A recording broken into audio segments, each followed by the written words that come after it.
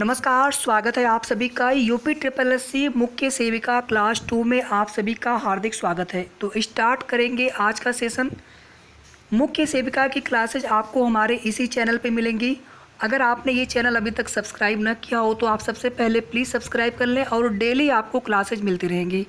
प्रश्नों की संख्या भी बढ़ाई जाएगी और जैसे ही ऑफिशियल सिलेबस आ जाता है, एग्ज़ाम डेट अगर पता चल गया तो फिर तो और भी अच्छा हो जाएगा। तो उसके बाद फिर हम लोग और भी प्रश्नों की संख्या बढ़ाएंगे यहाँ पर, और आपकी कंप्लीट तैयारी हमारे चैनल के माध्यम से होगी, बिल्कुल फ्री ऑफ कास्ट, निःशुल्क। हमारी तरफ से पूरी सिक्योरिटी है। आप भी अपनी कोशिश करेंगे तो आपकी एक सीट मुख्य सेविका की 2693 पदों में से एक सीट आपकी सुनिश्चित हो सकती है। तो वीडियो को आप लोग लाइक और शेयर भी कर दीजिएगा, जितना हो सके लाइक आप सभी कर दीजिएगा। तो स्टार्ट करते हैं आज का सेशन। पहला प्रश्न यहाँ पर देखिए, विटामिन ए या रेटिनॉल पूर्व निर्मित विटामिन ए केवल किस प्रकार के भोज्य पदार्थों में पाया जाता है? विटामिन ए का रासायनिक नाम रेटिनॉल होता है। विटामिन ए की कमी से रतौंधी या उसी को इंग्लिश में बोला जाता है जीरोप्थैल्मिया। जीरोप्थैल्मिया। 4 ऑप्शन यहाँ पर दिए गए हैं, पादप मूल के, जंतु मूल के, कवक या फिर इनमें से कोई नहीं। आपको बताना है राइट आंसर। तो यहाँ पर राइट आंसर हो जाएगा जंतु मूल के। एक तो होता है विटामिन्स, कुछ विटामिन, सभी नहीं, कुछ विटामिन जिनका निर्माण शरीर के भीतर भी होता है, और बाकी की जो सभी विटामिन्स हैं उनको जो है हम भोज्य पदार्थों से, सूर्य के प्रकाश से आदि से हम प्राप्त करते हैं। विटामिन जो है बी और सी, ये दोनों विटामिन जो होते हैं जल में घुलनशील विटामिन होते हैं, इसीलिए इन दोनों विटामिन्स का शरीर में संचय नहीं होता है। जबकि विटामिन ए, डी, ई और के, ये चारों विटामिन जल में अघुलनशील होते हैं। ये जल में तो घुलनशील है लेकिन वसा में अघुलनशील, और ये जल में अघुलनशील लेकिन वसा में घुलनशील होते हैं। तो ये आपको याद रखना है, प्रश्न यहाँ से डायरेक्ट बन सकते हैं। तो पूर्व निर्मित विटामिन का मतलब यही हो गया कि जो विटामिन पहले से निर्मित है। तो विटामिन ए जो पहले से निर्मित विटामिन की बात यहाँ पर की जा रही, विटामिन ए के लिए, तो ये जो है जंतु मूल के भोज्य पदार्थों में पाए जाते हैं। तो क्वेश्चन नंबर 1 का बी यहाँ पर राइट आंसर हो जाएगा। बाकी के फैक्ट भी आपको याद रखना है। इसके बाद देखेंगे क्वेश्चन नंबर 2।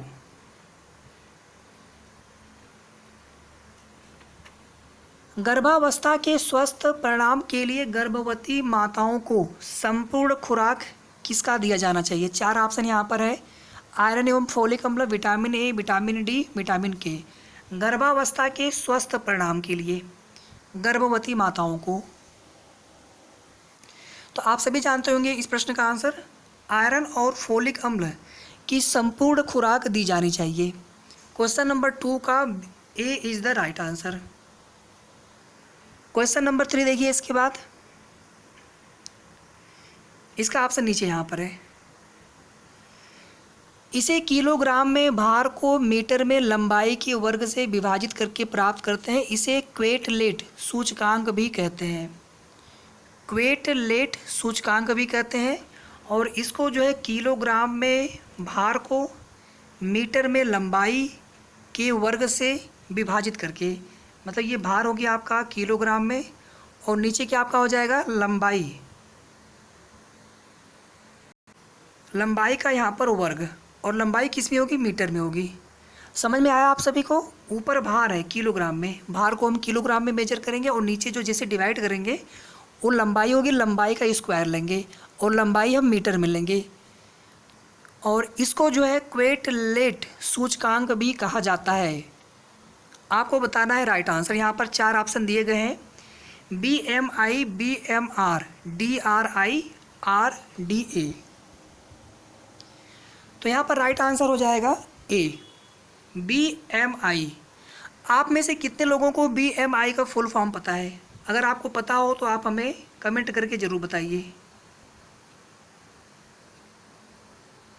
ये आपका होता है किलोग्राम में और ये आपका होता है मीटर में, इसको आपको याद रखना है। BMI का फुल फॉर्म बताइए आप लोग। कमेंट करके।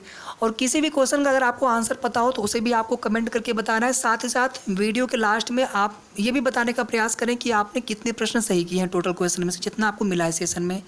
साथ ही साथ वीडियो कैसा लगा आपको, किसी भी प्रश्न में डाउट होने पर भी आप कमेंट करके ज़रूर पूछें। अगला क्वेश्चन देखिए, क्वेश्चन नंबर 4, इनमें से कौन सा समूह अस्थि भंग और कैल्शियम की कमी के प्रति अधिक असुरक्षित है? क्वेश्चन नंबर 4,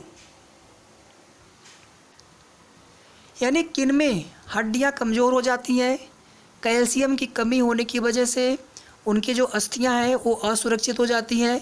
तो सभी जानते हैं वृद्धावस्था में, क्योंकि इस समय जो है निर्माण कम होता है बुजुर्गों में वृद्धावस्था में। तो 4 का यहाँ पर सी हो जाएगा राइट आंसर। आप देखेंगे इसी बुजुर्ग में वृद्धावस्था में एक बीमारी होती है, एक रोग होती है विटामिन डी की कमी से, उसको क्या बोला जाता है? ऑस्टियोपोरोसिस। इसी अस्थिभंग को बोला जाता है ऑस्टियोपोरोसिस। इसको भी आपको याद रखना है। डायरेक्टली क्वेश्चन ऐसे पूछ देगा तो फिर आप कंफ्यूज होंगे कि ऑस्टियोपोरोसिस क्या है। ऑस्टियोपोरोसिस। और जब ऑस्टियोमेलेशिया बोलेंगे तो वो जो है फिर युवाओं में विटामिन डी की कमी से या बच्चों में विटामिन डी की कमी से जो रिकेट्स नामक रोग होता है, या फिर ऑस्टियोमेलेशिया। और ऑस्टियोपोरोसिस वृद्धावस्था में होता है विटामिन डी की कमी से। क्वेश्चन नंबर 5 देखिए इसके बाद, बृहद पोषक तत्वों के अत्यधिक अंतर्ग्रहण और निष्क्रिय जीवन शैली के कारण क्या होता है? मतलब आप पोषक तत्व तो अधिक से अधिक लेते हैं, या जितना आपको चाहिए उससे भी ज़्यादा आप लेते हैं, अंतर्ग्रहण करते हैं, और आपके शरीर से फिजिकल वर्क कम होता है। ठीक है, निष्क्रिय जीवन शैली का मतलब है कि आप फिजिकल वर्क कम करते हैं या मेंटल वर्क भी आप कम करते हो, तो उससे क्या होगा? मोटापा होगा। ये तो बहुत आसान सा प्रश्न था, इसका आंसर आप सभी कर लिए होंगे। क्वेश्चन नंबर 6 देखिए इसके बाद, क्लिनिकल दृष्टि से विटामिन B12 की कमी के कारण नामक स्थिति उत्पन्न होती है। सबसे पहले आप सभी विटामिन B12 का रासायनिक नाम बताइए सभी लोग। सायनोकोबालामिन, सायनोकोबालामिन, ये है सायनोकोबालामिन। ठीक है, तो एनीमिया, रक्त की कमी, रक्ताल्पता, ये सभी जो है विटामिन B12 की कमी से होते हैं। इसके अलावा एक और भी विटामिन बी में ही होता है। तो विटामिन B12 की कमी के कारण कौन सी स्थिति उत्पन्न होती है? Pernicious anaemia. एनीमिया कई तरह की होती है। आयरन की कमी से भी एक एनीमिया होता है जिसको आयरन डिफिशियंसी एनीमिया बोलते हैं, ये वाला पहला वाला। एक आपका पर्नीशियस एनीमिया होता है। इसी तरह से एनीमिया के और भी प्रकार होते हैं। तो आपको याद रखना है, जब पर्नीशियस एनीमिया बोला जाए तो विटामिन B12 की कमी से ये स्थिति उत्पन्न होती है। और विटामिन B12 का रासायनिक नाम क्या होता है? सायनोकोबालामिन। और विटामिन B12 में कोबाल्ट नामक तत्व पाया जाता है। कोबाल्ट C कैपिटल है, O स्मॉल है। कोबाल्ट नामक तत्व पाया जाता है। इतने सारे फैक्ट आपको याद रखना है इस क्वेश्चन के अंतर्गत। तो 6 का B is the right answer. जितने भी हम आपको अतिरिक्त फैक्ट बता रहे हैं सभी को आपको याद रखना है।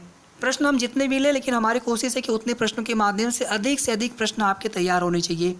और प्रैक्टिस सेट को आप सभी पूरा देखा करिए।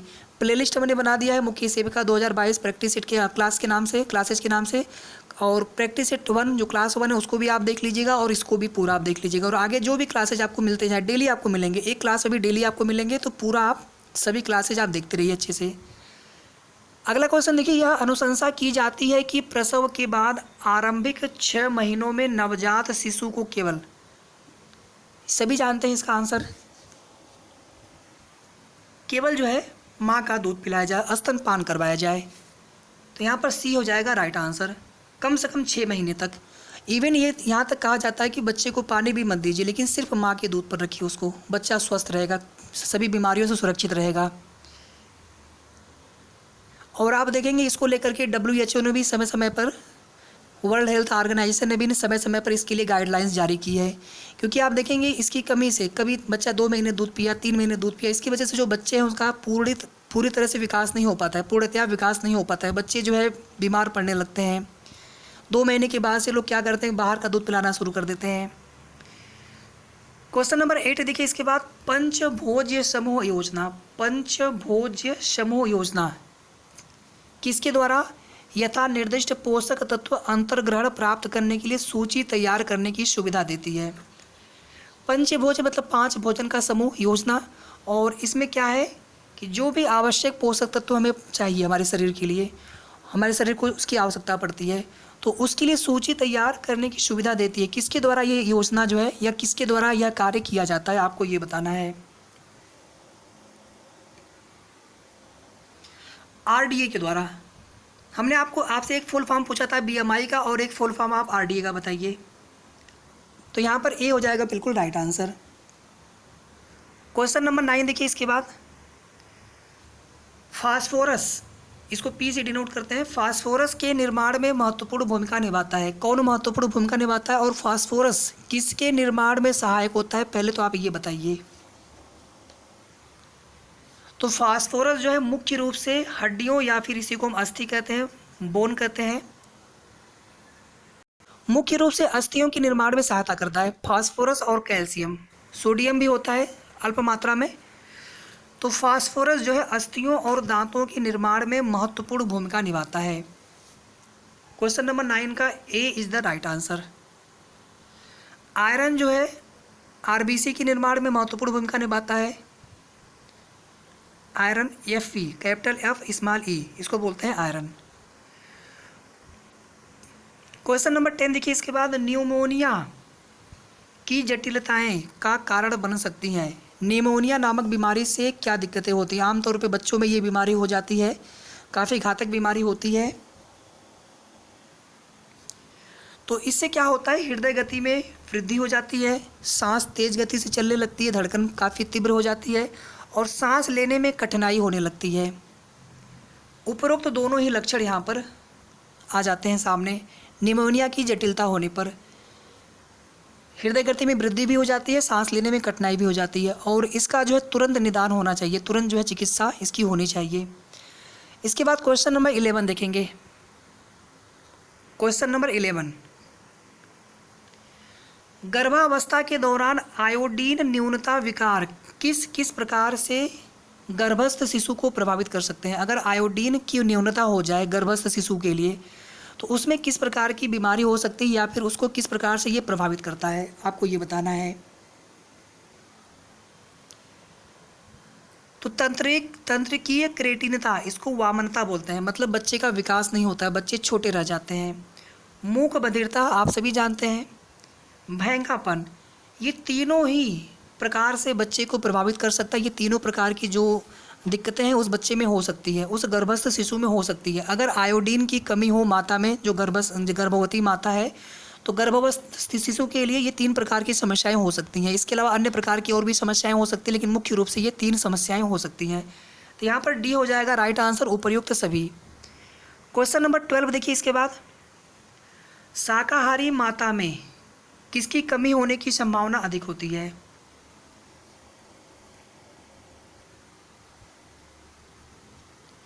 विटामिन B12 की। ठीक है, किस प्रकार का एनीमिया पाया जाता है इसमें? Pernicious anaemia. अगर विटामिन B12 की कमी होती है तो पर्निशियस एनीमिया नामक रोग हो जाता है, नामक बीमारी हो जाती है। और शाकाहारी माता में विटामिन B12 की कमी होने की संभावना अधिक होती है। तो यहाँ पर ए हो जाएगा बिल्कुल राइट आंसर, 12 का ए। क्वेश्चन नंबर 13 देखिए इसके बाद, वीडियो को आप सभी लोग कर दीजिएगा। लाइक करने के बाद आप शेयर कर दीजिएगा जितना हो सकता है, ताकि जितने भी हमारे मुख्य सेविका की तैयारी करने वाली बहनें हैं सभी तक ये वीडियो जाना चाहिए, क्लासेस जाना चाहिए। और ये क्लासेज आपको हमारे इसी चैनल पे डेली मिलेंगी। तो आप इस चैनल को अगर आपने सब्सक्राइब न किया हो तो सबसे पहले आप सब्सक्राइब जरूर कर लीजिएगा। अंत्योदय अन्न योजना के अंतर्गत वह कौन सी एक अनुपूरक खाद्य सुरक्षा योजना है जो निर्धनतम व्यक्तियों को भोजन प्रतिमाह प्रति परिवार के लिए पात्र बनाती है? तो 35 किलोग्राम यहाँ पे राइट आंसर हो जाएगा। 13 का बी। देखिए अभी कुछ योजनाओं में परिवर्तन किया जा रहा है, कुछ नई योजनाएं हैं, तो उनको हम एक बार एक सेपरेट वीडियो में बहुत जल्द आपको प्रैक्टिस कराएंगे। उसका जो भी नवीनतम योजनाएं हैं। क्वेश्चन नंबर 14 देख लीजिए, प्रसव पूर्व विकास में शामिल होता है। प्रसव पूर्व विकास में शामिल है।